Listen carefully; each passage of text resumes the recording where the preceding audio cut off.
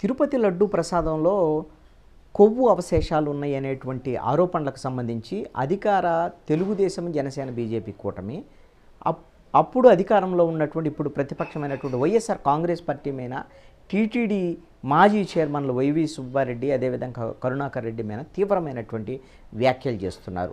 వీటిల్లో వాస్తవం ఎంత ఉందో లేదో అనేటువంటి విషయం పక్కన పెడితే ఇది రాజకీయంగా వైఎస్ఆర్ కాంగ్రెస్ పార్టీకి తీవ్రంగా నష్టం కలిగించేటువంటి అంశంగా ఉంది. అందుకనే టీటీడీ మాజీ చైర్మన్ భూమన కరుణాకర్ రెడ్డి తిరుమలకు వెళ్ళి ఆయన కుటుంబంతో సహా ఆయన ప్రమాణం చేశారు. ఏ విధంగా ప్రసాదానికి సంబంధించినటువంటి లడ్డు ప్రసాదంలో కానీ ఇతర ఎక్కడా కూడా కల్తీ చేయలేదు, ఒకవేళ అలా కల్తీగిన చేస్తే మా కుటుంబం అంతా కూడా సర్వనాశనం అయిపోతుంది, ఈ విధమైనటువంటి ఆరోపణలు సరైనటువంటిది కాదు, మేము నిజాయితీగా వ్యవహరించామని ఆయన ప్రమాణం చేశారు. ఆయన్ని పోలీసులు అదుపులోకి తీసుకున్నారు.